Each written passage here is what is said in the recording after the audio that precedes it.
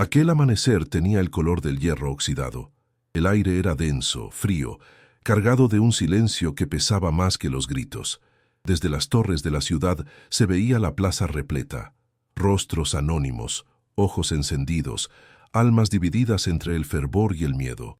En el centro, un cadalso recién levantado brillaba con el rocío de la madrugada. Los pájaros no cantaban. Las campanas, en cambio, tañían con solemnidad fúnebre, como si la propia fe temiera asistir al final de aquello que juró eterno. El rey avanzaba lentamente, rodeado por soldados y por el murmullo de un pueblo que alguna vez lo llamó padre. Su rostro, antes cubierto de oro y alabanzas, mostraba ahora la palidez de la resignación. No había lágrimas ni súplicas, solo un cansancio antiguo, el de quien entiende que la historia ha decidido continuar sin él. A lo lejos, una mujer rezaba. No pedía su salvación, sino que Dios no abandonara al pueblo después del pecado que estaba a punto de cometer. Porque todos sabían, aunque nadie lo dijera, que esa ejecución no era justicia sino confesión. El hambre, la humillación y la rabia habían fundido en un solo acto la fe y el castigo. Cuando el rey subió los últimos escalones, el sol rompió la niebla y bañó su figura con una luz que parecía un juicio. Por un instante, incluso los verdugos dudaron, y mientras el tambor marcaba el ritmo del fin, alguien entre la multitud susurró: «Hoy no muere un hombre, muere el reflejo de Dios en la tierra». Si estas historias olvidadas tocan tu alma, suscríbete y acompáñanos a desenterrar la verdad que el tiempo intentó borrar. Porque incluso los reyes, cuando olvidan al cielo, terminan siendo recordados por el barro. Europa, siglo XVIII. Los reinos que durante siglos habían gobernado bajo la voluntad de Dios comenzaron a tambalearse bajo el peso de su propio esplendor. La monarquía, vestida de seda y rezos, vivía en palacios donde el hambre era solo una palabra, mientras en las calles el pueblo aprendía a pronunciar otra: justicia. La fe, que antes unía a reyes y súbditos, se convirtió en frontera. Los sermones hablaban de obediencia, las plazas de libertad, y entre ambos ecos nació el conflicto que cambiaría el mundo. En Francia, el trono era una cárcel de oro. Luis XVI, heredero de una dinastía bendecida y maldita a la vez, reinaba sobre un imperio fatigado. Los nobles aún se aferraban a sus privilegios, los sacerdotes bendecían su poder, pero el pueblo ya no escuchaba. Las calles olían a pan escaso, a sangre vieja y a promesas rotas. Las palabras del Evangelio, misericordia, humildad, amor, habían sido reemplazadas por otras más urgentes: igualdad, razón, hambre. Mientras el palacio celebraba banquetes, los campos ardían. Los campesinos rezaban y blasfemaban al mismo tiempo. Y entre tanto silencio reprimido, nació la idea que ningún dios había susurrado, pero que todos los hombres entendieron: que la corona también sangraba. El pueblo se organizó. Las oraciones se transformaron en consignas, los cálices en armas. El rey, ciego ante el rugido de la multitud, creyó que el poder divino era un muro indestructible. Pero la historia, como el fuego, no perdona el orgullo.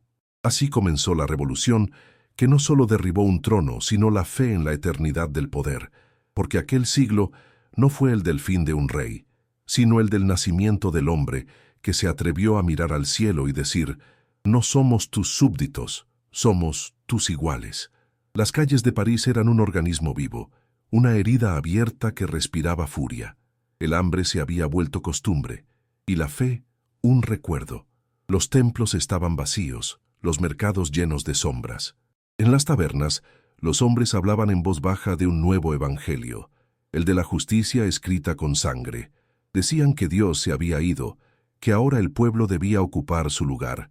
En Versalles, el rey caminaba entre espejos que reflejaban un esplendor que ya no existía.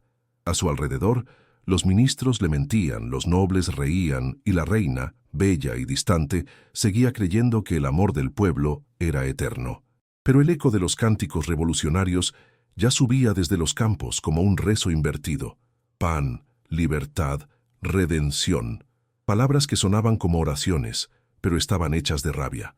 Un día, los muros del palacio temblaron. La multitud había llegado.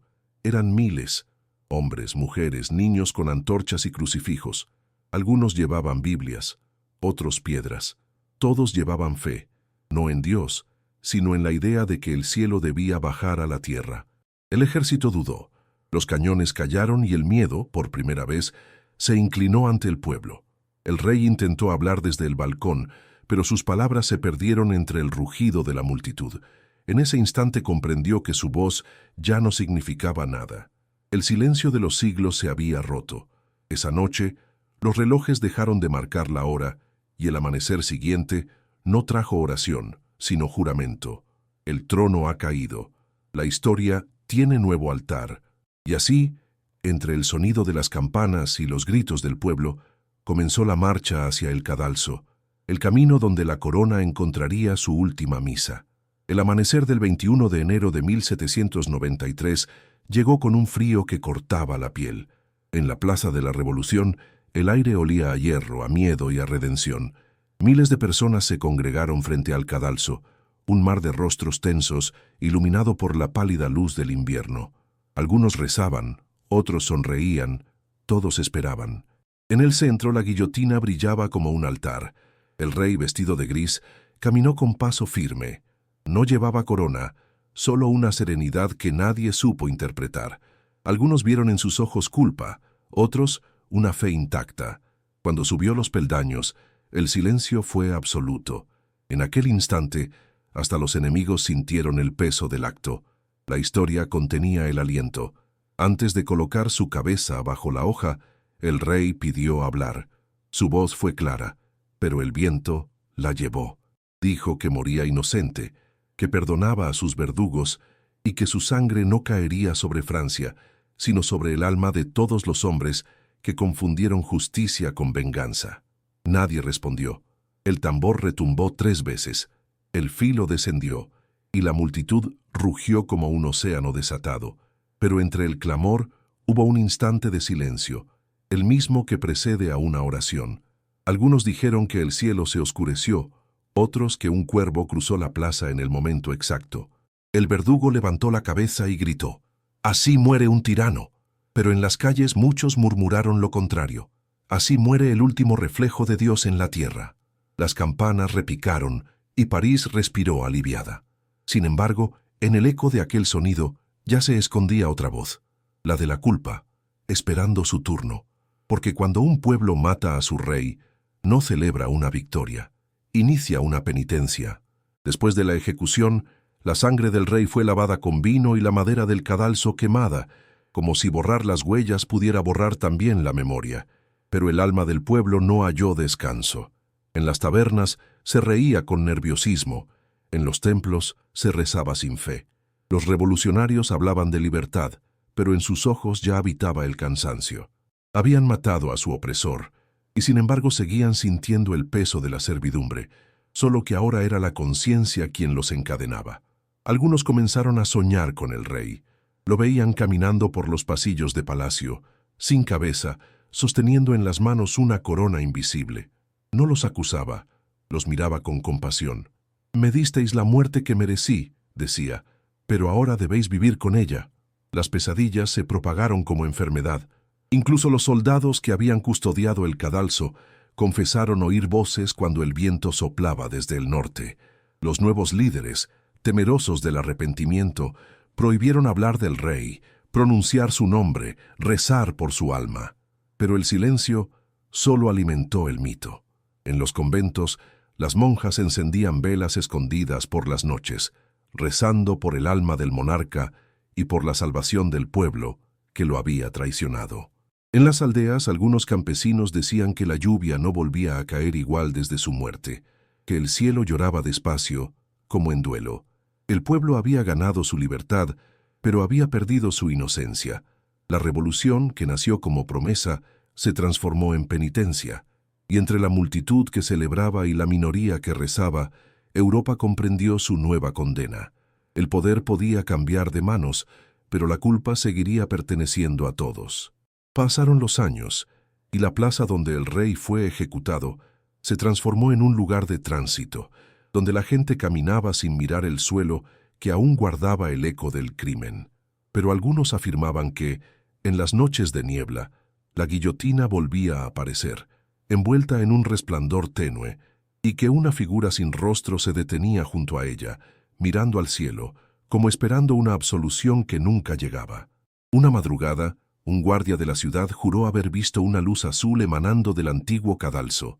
Se acercó, temblando, y encontró una rosa blanca colocada sobre las piedras. No había nadie alrededor, pero el aire olía a incienso. Desde entonces, cada año, en la fecha de la ejecución, alguien, nadie sabe quién, deja una flor idéntica en el mismo lugar. La gente lo llama el milagro del silencio. Los sacerdotes, al enterarse, comenzaron a acudir discretamente, rezando por el alma del rey y por la de su pueblo. No pedían justicia ni perdón, solo comprensión, porque en aquel suceso, comprendieron, no había vencedores ni vencidos, solo seres humanos enfrentados a su propio reflejo. Con el tiempo, los cronistas encontraron una carta escrita por el rey durante su cautiverio. Decía: «Si mi muerte sirve para unir al pueblo, que se cumpla la voluntad divina». Pero recordad, quien destruye el símbolo no destruye el pecado. Aquellas palabras, conservadas en secreto, circularon entre los clérigos como una reliquia. Algunos dijeron que su lectura calmaba los sueños, como si el alma del monarca por fin hubiera aprendido a perdonar. Y así, mientras el mundo seguía construyendo revoluciones sobre las ruinas del pasado, el espíritu de aquel hombre sin trono encontró su redención no en la espada, sino en el silencio. El único altar que no puede derribarse. El siglo avanzó, y la cabeza del rey, que una vez simbolizó la caída del mundo antiguo, se convirtió en recuerdo, en advertencia, en cicatriz. Europa cambió su piel. Los tronos se derrumbaron, las banderas se alzaron, las revoluciones se multiplicaron como ecos del mismo grito. Pero cada intento de libertad llevaba en su sombra el reflejo de aquel cadalso. Porque matar a un rey no había destruido el poder, solo lo había repartido entre millones de hombres dispuestos a repetir su error. Los filósofos llamaron a aquella época el despertar de la razón, los creyentes la noche del alma.